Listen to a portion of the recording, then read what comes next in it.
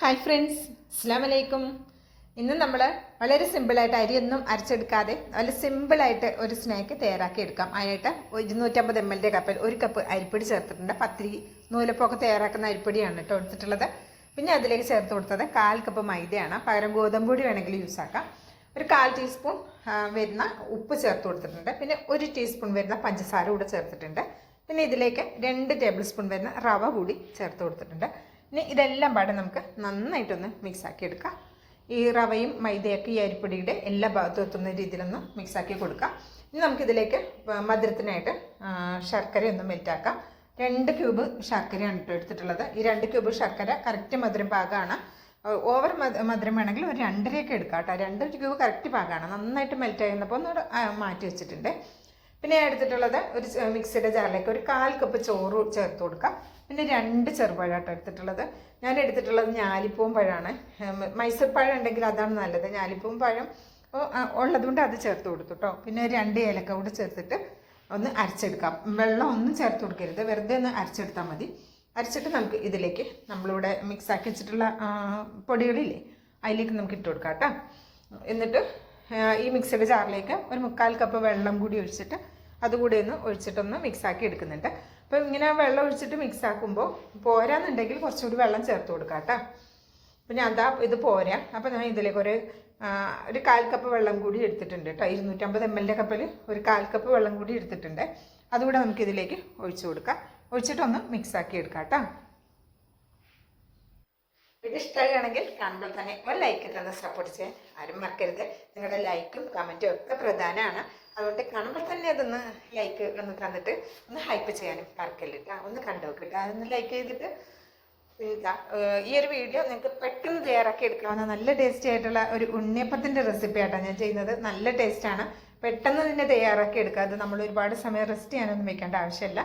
അപ്പം നന്നായിട്ട് മിക്സ് ആക്കിയതിന് ശേഷം ഞാൻ ഇതിലേക്ക് നമ്മളുടെ മെൽറ്റാക്കി വെച്ചിട്ടുള്ള ശർക്കരപ്പാനിയില്ലേ അത് ഒഴിച്ചു കൊടുക്കാം കേട്ടോ. അപ്പോൾ ഇതാ ഇത് ഒഴിച്ചിട്ട് നല്ല ചൂട് കൊടുക്കുക തന്നെയാണ് ഒഴിച്ചു കൊടുക്കുക. നല്ല ആവിയൊക്കെ പറഞ്ഞിട്ടില്ലേ. എന്നിട്ട് ഇത് നന്നായിട്ടൊന്ന് മിക്സാക്കി എടുക്കുക. ഇതുപോലെ ഒരു വിസ്ക് കൊണ്ട് മിക്സ് ആക്കുകയാണെങ്കിൽ പെട്ടെന്ന് തന്നെ മിക്സാക്കി കിട്ടും കേട്ടോ. എന്നിട്ട് ഇതുപോലെ ഒന്ന് നന്നായിട്ട് മിക്സാക്കി കാണിട്ട് ഞാൻ ഇതിൻ്റെ കൺസിസ്റ്റൻസി കാണിച്ചു തരാം കേട്ടോ. ഒരുപാട് ലൂസായി പോരുത്. ഈ ഉണ്ണിയപ്പത്തിൻ്റെ മാവ് എപ്പോഴും നമ്മൾ ഒരുപാട് ലൂസാക്കി കഴിഞ്ഞാൽ എണ്ണ കൂടുതൽ കുടിക്കും കേട്ടോ. അപ്പോൾ ഒരുപാട് തിക്ക് ഇങ്ങനെ ആകാനും പാടില്ല, എന്നാൽ ഒരുപാട് അങ്ങോട്ട് ലൂസാകാനും പാടില്ല. അപ്പോൾ ഞാൻ തവി കൊണ്ട് കൊരി ഒഴിച്ച് കാണിച്ചു തരാം കേട്ടോ അതിൻ്റെ കൺസിസ്റ്റൻസി. പിന്നെ 1 ടീസ്പൂൺ വരുന്ന നെയ്യ് ചേർത്ത് കൊടുത്തിട്ടുണ്ട്. അതുപോലെ ഒരു 1.5 ടീസ്പൂൺ കറുത്ത എള്ള് കൂടെ ചേർത്തിട്ടുണ്ട്. നിങ്ങൾക്ക് ഇതിലേക്ക് വേണമെങ്കിൽ ജീരകം ചേർക്കാം, തേങ്ങയൊക്കെ വറുത്ത് ചേർക്കണമെങ്കിൽ അങ്ങനെ ചേർക്കാം. ഞാൻ അങ്ങനത്തെ അത് 2 ചേർത്തിട്ടില്ല കേട്ടോ. ഇങ്ങനെ മാത്രമാണ് ചേർക്കുന്നത്. എന്നിട്ട് ഇതൊന്ന് മിക്സ് ആക്കിയിട്ട് ഞാനിവിടെ ഒരു 2 മിനിറ്റ് ഓളം ഒന്ന് അടച്ചു വെക്കുന്നുണ്ട് കേട്ടോ. നമ്മൾ റവ ചേർത്തതല്ലേ അതൊന്ന് സോഫ്റ്റ് ആകാൻ വേണ്ടിയിട്ട് ഒരു 2 മിനിറ്റോ അല്ലെങ്കിൽ കൂടിയാൽ ഒരു 5 മിനിറ്റ് വെച്ചാൽ മതി കേട്ടോ. ഞാനൊരു 2-3 മിനിറ്റ് അങ്ങനെ വെച്ചിട്ടുള്ളൂ. എന്നിട്ട് ഇത് മിക്സ് ആക്കുമ്പോൾ കണ്ട ഈ ഒരു കൺസിസ്റ്റൻസിയാണ് കേട്ടോ നമുക്ക് വേണ്ടത്. ഇനി ഇതിലേക്ക് ഞാൻ ചേർത്ത് കൊടുക്കുന്നത് ബേക്കിംഗ് സോഡയാണ് ചേർക്കുന്നത്. 2 പിഞ്ച് മാത്രമേ ചേർത്തിട്ടുള്ളൂ. അത്ര ചേർത്താൽ മതി, കൂടുതൽ ചേർക്കരുത്. അപ്പോൾ പിന്നെ ബേക്കിംഗ് സോഡയുടെ കുത്തുണ്ടാവും കേട്ടോ. അത് ഉണ്ടാവാതിരിക്കാനാണ് ഒരു 2 പിഞ്ച് ചേർത്ത് കൊടുത്തത്. നമ്മൾ കുറേ സമയം റെസ്റ്റ് ചെയ്യാൻ വെക്കുന്നുണ്ടെങ്കിൽ ഈ സോഡേൻ്റെ ആവശ്യമില്ല. പിന്നെ ഞാൻ ഇതുപോലെ കുറച്ച് ഓയിൽ, സൺഫ്ലവർ ഓയിലാണ് എടുത്തത്. വെളിച്ചെണ്ണ വേണമെങ്കിലും എടുക്കാം കേട്ടോ. എന്നിട്ട് ഇതിലേക്ക് കുറച്ച് നെയ്യ് ഇങ്ങനെ ആക്കി കൊടുത്താൽ ആ നെയ്യിൻ്റെ ടേസ്റ്റും കൂടി വരുമ്പോഴേ വേറൊരു ടേസ്റ്റാണ് ഉണ്ണിയപ്പത്തിന്. നല്ലൊരു രസമാണ് കഴിക്കാനായിട്ട്. അപ്പോൾ ഒന്ന് നന്നായിട്ട് ചൂടായി വന്നു കഴിഞ്ഞാൽ ഒരു മീഡിയം ഫ്ലെയിമിൽ വെച്ചിട്ട് നമുക്ക് മാവ് ഒഴിച്ചു കൊടുക്കാം കേട്ടോ. ഇതൊക്കെ നിറച്ചിങ്ങനെ ഒഴിച്ചു കൊടുക്കണ്ട, ഒരു 3/4 ഭാഗത്തോളം ഇങ്ങനെ ഒഴിച്ചു കൊടുത്ത് ഇത് നമ്മൾ ഒരുപാട് അപ്പസോഡയൊന്നും ചേർത്തിട്ടില്ല. 2 പിഞ്ച് മാത്രമേ ചേർത്തിട്ടുള്ളൂ. കുറേ സമയം റെസ്റ്റ് ചെയ്യാനൊന്നും വെച്ചിട്ടില്ല.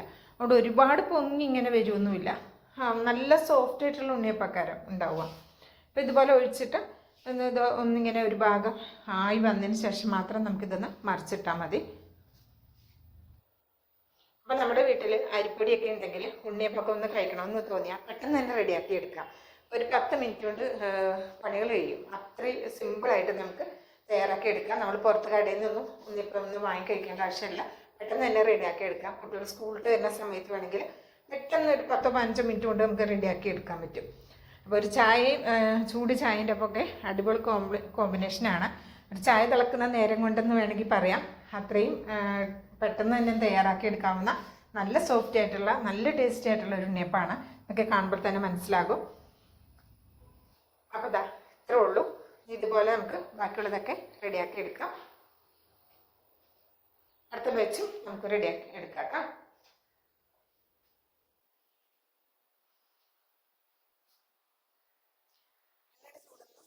മതി. എണ്ണ എന്താ പറയുക, ഒരുപാട് ചൂടായി പോകരുത്.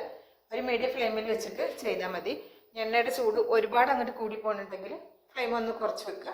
ചൂടൊന്ന് കറക്റ്റ് ആകുമ്പോൾ വീണ്ടും ഒന്ന് മീഡിയത്തിൽ വെച്ചിട്ട് ചെയ്തെടുത്താൽ മതി. ഇപ്പം ഞാനിത് കാണിച്ചു തരുന്നത് ചെറിയ ചൂടോടുക്കാണ്.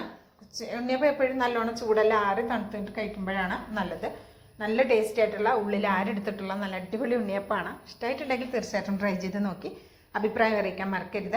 അതുപോലെ തന്നെ ഒരു ലൈക്ക് തന്ന് സപ്പോർട്ട് ചെയ്യാനും മറക്കരുത്. സബ്സ്ക്രൈബ് ചെയ്യാതെ കാണുന്ന എൻ്റെ പ്രിയ കൂട്ടുകാർ ഒന്ന് സബ്സ്ക്രൈബ് ചെയ്ത് അടുത്ത് വരുന്ന ബെല്ലൈക്കൺ ഒന്ന് എനേബിൾ ചെയ്ത് വെച്ചാൽ മാത്രമേ നമ്മളിടുന്ന വീഡിയോസിൻ്റെ നോട്ടിഫിക്കേഷൻ നിങ്ങളിലേക്ക് എത്തുള്ളൂ.